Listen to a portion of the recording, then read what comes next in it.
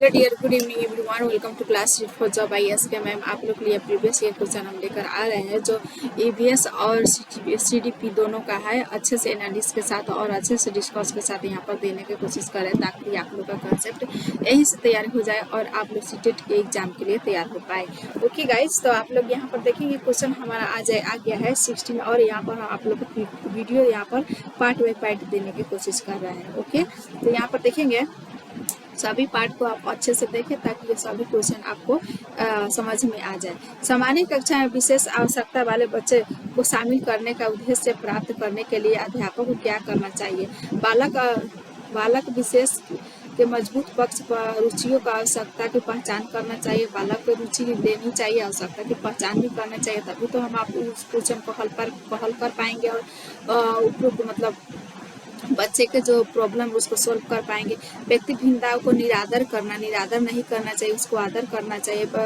अधिगम को सहज बनाने के लिए आकलन युक्तियों का अनुकूलन रखना चाहिए। प्रत्येक बच्चे के लिए व्यक्ति शिक्षा योजना बनाना चाहिए। सही है, लेकिन 2 नंबर हमारा यहाँ गलत है, तो इसलिए हम इसको क्वेश्चन 3 हमारा सही हो जाएगा। नेक्स्ट आ जाएगा प्रकाश, ध्वनि, स्पर्श और अन्य सांवेगिक जानकारी के प्रति अति संवेदनशील संचारण के शाब्दिक क्षीणता और अशाब्दिक होना, प्रत्यक्रमों पर अन्य व्यक्तियों को अति निर्भरता और दूसरों से नजर चुराना की बच्चे के प्राथमिक लक्षण है।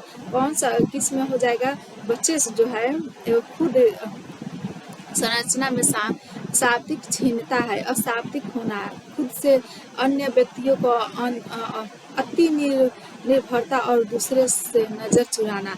दूसरे से कोई इसका मतलब नहीं है, खुद अपने आप से उसको बात के उसे मतलब उससे, तो उसको हम क्या कहेंगे? स्वलीन, खुद में लीन कहेंगे उसको। उसके खुद में लीन बच्चे को उस तरह से बच्चा होता है। निम्नलिखित में कौन सी रणनीति कक्षा में सुविधा वंचित समूहों से आने वाले बच्चों को शामिल करने के लिए प्रभावशाली नहीं रहेंगे? तो यहाँ पर नहीं रहेंगे, तो यहाँ पर देखेंगे किस प्रकार से है। तो इसमें नेगेटिव चूज करना है। कक्षा में होने वाली चर्चाओं में शामिल होने का अवसर देना चाहिए, पॉजिटिव है, तो ये नहीं होगा। विद्यालय की गतिविधियों में सब बच्चे को सहभागिता सुनिश्चित करना, ये भी पॉजिटिव है। बच्चे की उपस्थिति में ठहराव की नियमित मॉनिटरिंग, ये भी सही है।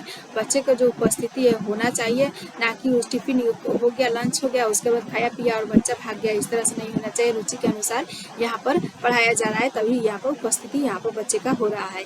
और समूह संबंध के आधार पर प्रीतिकरण, पृथक बैठने की व्यवस्था, यही हमारा नेगेटिव हो जाएगा। जो नेगेटिव है वही सही है, क्योंकि नेगेटिव पूछा जा रहा है तो नेगेटिव ही सही हो जाएगा। नेक्स्ट आ जाएगा हमारा यहाँ पर मिलान करने के मैचिंग क्वेश्चन जो है दिया गया है, जो मिलान करना है और ऑप्शन के माध्यम से यहाँ पर बताना है। तो यहाँ पे हिंदी में भी दिया है और इंग्लिश में दिया है, तो अधिकांश बच्चे आप लोग हिंदी में ही इस तरह से क्वेश्चन को तो इंग्लिश में ही समझना चाहिए ताकि आप लोग को डिस्लेक्सिया, डिस्ग्राफिया इस तरह से समझ में आ जाए। लेकिन देखेंगे डिस्फेजिया किसे कहेंगे? तो डिस्फेजिया उस प्रकार के बच्चे होते हैं जिसका भाषाई विकार जो संप्रेषण कौशल और बोध की योग्यता को प्रभावित करता है, उसे डिस्फेजिया कहा जाता है। ओके, तो हम 4 किसमें है? यहाँ पर 2 है जो 4 है, इसमें भी है और इसमें है, तो हो गया। और उसके बाद देखेंगे तो ये तो दोनों नहीं है।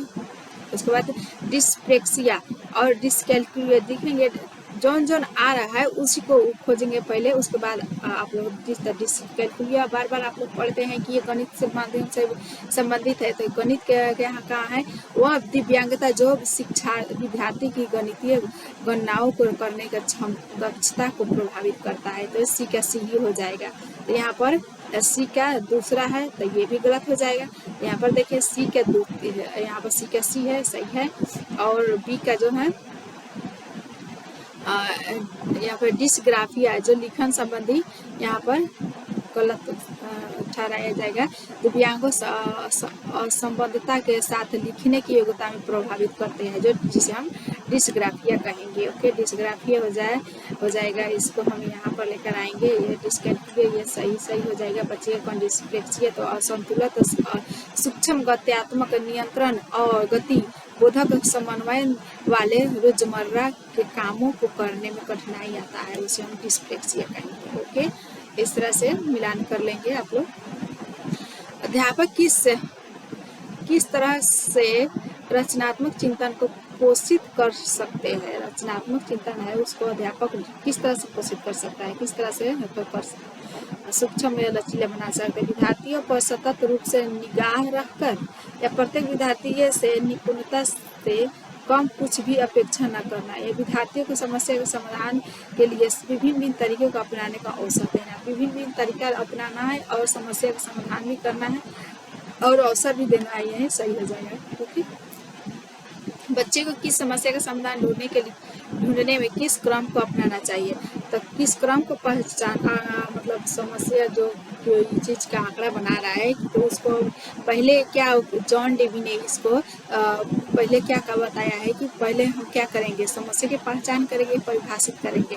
तो समस्या को पहले हम क्या करते हैं, समस्या को परिभाषित करेंगे और समस्या को परिभाषित करेंगे, उसके बाद समस्या का विश्लेषण करेंगे, उसके बाद परिकल्पना बनाएंगे, उसके बाद हम परिकल्पना का परीक्षण कहेंगे, उसके बाद मूल्यांकन जो होता है वो करेंगे। ओके, इस तरह से छोट करके कुछ दिया है, लेकिन इस तरह से हमारा सही जो है डायरेक्शन बनेगा। ओके, तो ये हमारा आंसर सही है।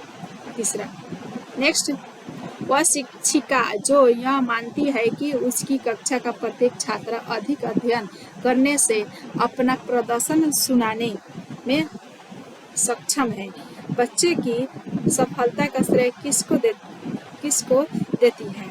तो क्या कर रहा है कि जो वह शिक्षक को यह मानती है कि उसकी कक्षा का प्रत्येक छात्र अधिक अध्ययन करने की अपना दर्शन सुधारने में सक्षम है, और खुद से अपना जो है गलतियाँ उसको सुधार रहा है। बच्चा सफलता का श्रेय किसको दे रहा है, बच्चे की योग्यता को, या फिर बच्चे जो है खुद से कर रहा है, प्रयत्न करके खुद सोल्व कर रहा है अपने प्रॉब्लम को। तो क्या करे, प्रयत्न करना है ना, बच्चे खुद से प्रयत्न कर रहा है। कि एक अध्यापक को बहुत अधिक अपेक्षाएं सीखने किससे रखनी चाहिए। एक अध्यापक को बहुत अधिक अपेक्षाएं जो होता है किससे होता है, तो केवल प्रतिभाशाली से नहीं, जेंडर और वर्ग नहीं, विशेष श्रेणी से संबंधित विद्यार्थियों को छोड़कर सभी विद्यार्थियों से।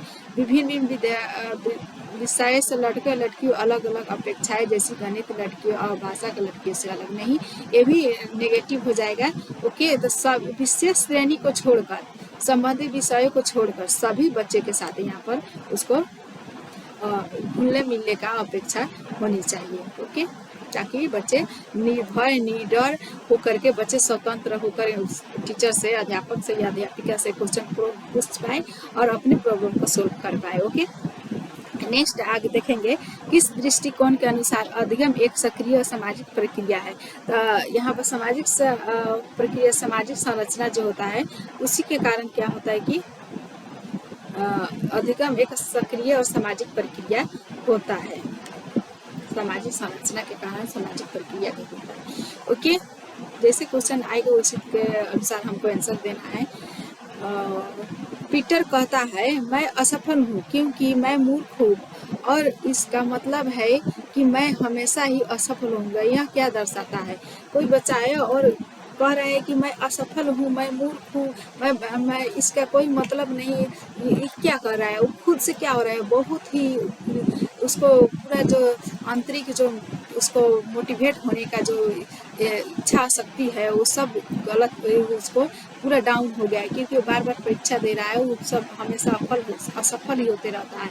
लेकिन इस तरह से नहीं होना चाहिए, असफल नहीं खुद को असफल मानना चाहिए, क्योंकि एक हम तो इंसान है ना, एक चींटी जो होता है, एक चींटी से भी हम बहुत सारा सीख लेते हैं। बार बार एक चींटी होता है और अपने खाने को ऊपर लेकर जाता है, लेकिन वो बार बार नीचे गिर जाता है, और चींटी क्या करता है कि बार बार उसको ऊपर लेकर जाता है, और लास्ट में क्या होता है कि वो सफल हो ही जाता है, वो अपने खाना को अपने बिल के अंदर लेके चल ही जाता है। इस तरह से हम इस तरह से हम कभी भी अपने को बेचारगी महसूस नहीं करेंगे। किसी सीखी गई निरस्यता बेचारगी होता है। इस तरह से जब बच्चा महसूस करने लगे तो उसको हम कहेंगे। ओके, राष्ट्रीय शिक्षा नीति 2020 के अनुसार डैश का प्रयोग डैश प्रोत्साहन करने के लिए करना चाहिए। कंठस्थी करना चाहिए नहीं, कंठस्थ नहीं करना है, ये मना है, और समझ पर यहाँ पर देना है। कंठस्थीकरण ये भी गलत हो जाएगा। अनुभवी जनित अधिगम समालोचनात्मक चिंतन